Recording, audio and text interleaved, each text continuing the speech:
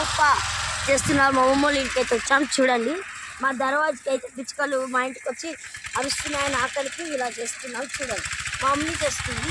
చూడండి మా డాడీ చూడండి గైస్ ఏదో కుప్ప వేస్తున్నాడు.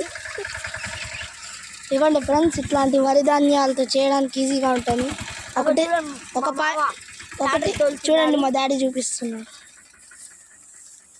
ఒకదానిపైన ఒకటి అలా చుట్టి ఇలా చుట్టి ఒకదానిపైన ఒకటి చుట్టి సర్కిల్గా చుట్టి అలా చేస్తే ఇప్పుడు మీకున్న ఇట్లా స్ప్రింగ్ టైప్ వస్తుంది. 4-5 పెట్టాలి స్టార్టింగ్. చూడండి గైస్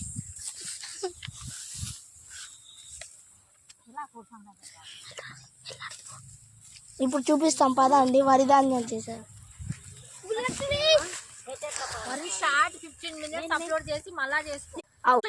చూడండి ఎంత వరి ధాన్యం వేశారు అక్కడ. చూడండి